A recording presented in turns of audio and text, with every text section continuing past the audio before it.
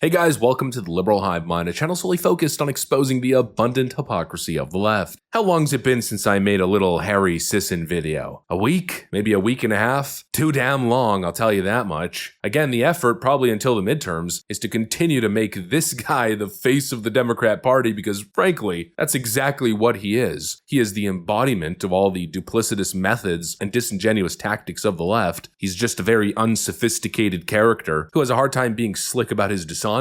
And so, he's basically the poster child for Democrat dishonesty. And so we gotta continue to platform him at every point and turn. And well, here we are again. Serial grifter little Harry Sisson is at it again with more embarrassingly bad takes. This time he's whining about Trump supposedly stacking the federal government with Fox News commentators. In other words, he's throwing a complete tantrum because Dan Bongino was recently appointed to deputy FBI director. Yup, the same Dan Bongino who spent decades in law enforcement, worked as a highly respected special agent in the Secret Service, and protected multiple presidents, including Obama and Clinton. Yeah, apparently, according to Harry Sisson, he's just some right-wing media guy with no experience. What an absolute farce that is. But Harry Sisson, once again, is showing his dishonest and dismissive Democrat ways. Let me show you guys exactly what's going on. We got some stuff to get into, so let's roll the tape. All right, folks, so take a look at this. And let's see if you notice what I noticed. Major breaking news, Donald Trump and Kash Patel just appointed a MAGA podcaster to be the next deputy director of the FBI. Yeah, that's right. Another Trump-supporting political commentator will be serving in a significant role in our government. Donald Trump just announced, quote,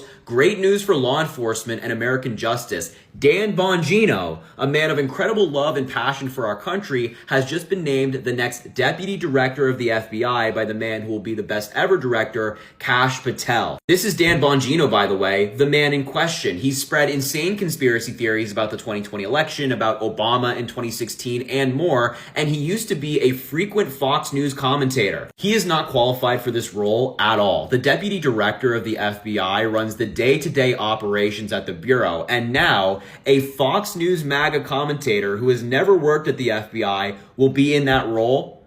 Are you kidding me? Oh, you see exactly how it works with this guy, right? I mean, his grift is really just so blatant. He literally stopped reading the Trump post right at the part that starts laying out Dan Bongino's qualifications. Because, of course, if he actually read the whole thing, his audience would see how much of a dishonest little twerp this kid is. And so, you know what? Let's fill in the gaps here. Let's go ahead and read the very important and relevant point that Harry Sisson conveniently left out. And really just think about the maliciousness, the bad faith dishonesty. Imagine trying to make the argument that somebody is unqualified and then, of course, purposely avoiding the qualifications of said individual. It's honestly mind-boggling. But here's the part that he purposely omitted. Dan has a master's degree in psychology from CUNY and an MBA from Penn State. He was a member of the New York Police Department, New York's finest, a highly respected special agent with the United States Secret Service, and he served under multiple administrations. Oh, so I guess he's not just a Fox News commentator, huh? Yeah, obviously, they're trying to do the same thing to Dan Bongino as they did to Pete Hegseth, a decorated law enforcement officer, a Secret Service agent, a guy with multiple impressive degrees, a guy who put his life on the line for his country and protected multiple presidents. And you know what? Let's add another fact here that Harry will never mention. Dan Bongino has also been battling cancer, and not to mention he's walking away from his lucrative podcast and business ventures to serve his country again. In other words, he's an extreme patriot and a man made of steel. A guy who's gone through incredible hardships in life, and he's never let it hold him back. In other words, this guy's a damn legend, a hero. And yet here we have this 20-year-old TikTok grifter sitting there with a smug little face pretending that he knows better, talking down and smearing Dan Bongino's good name. I mean, give me a frickin' break. The grift is so incredibly obvious. It's obvious what Harry Sisson is being paid to do, protect the Democrat establishment at any and all cost. And in this case, you might be asking, well, who exactly is he protecting? How does that make sense? Well, it's quite clear that Dan Bongino represents a, let's call it existential threat to the corrupt Democrat machine that has weaponized federal agencies. He is on fire shift.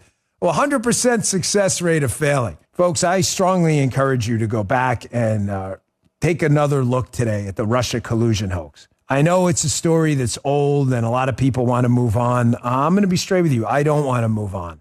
We had the FBI in conjunction with the Department of Justice, officials in Congress, foreign governments, and intel people fabricate a story invent a story that could have caused and done serious long-term harm to international relations with a nuclear-powered foe. I'm not letting it go. And listen to me. This is going to be very important in the coming days. I'm not letting this go. I want to find out what happened because it can never happen again. You do not get to alter or try to change the course of electoral politics by fabricating a story, hijacking the justice system then to give the patina of truth to a fake story. You don't get to do that. Why do I bring that up now? Because who is the ringmaster of that circus? Yes, Adam Schiff.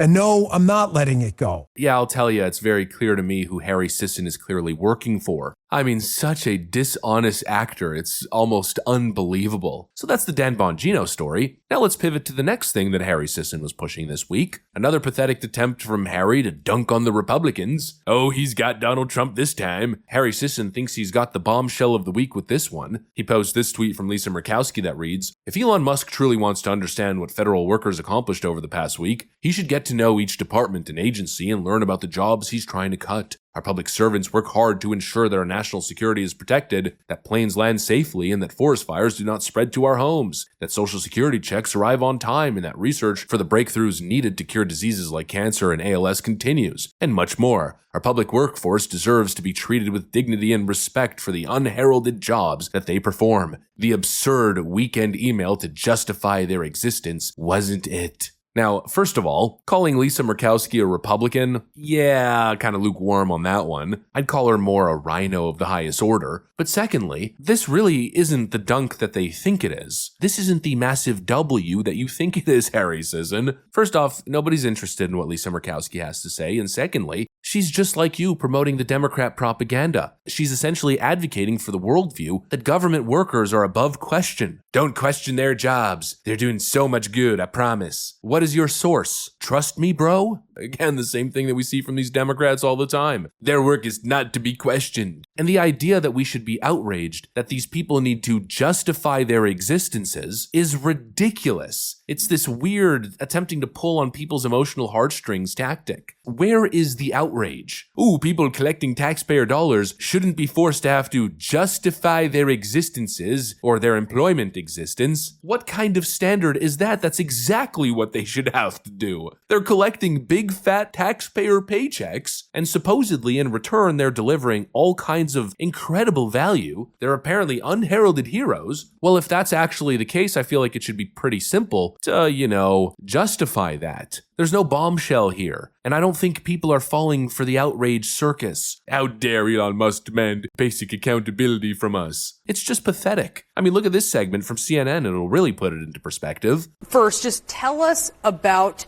this email and what it was like receiving it and what you all have talked about after getting it. I got this email Saturday afternoon, about 3 p.m., and I felt absolutely infuriated getting this email with a demand within 48 hours to provide a response on what I did within the last week or face termination.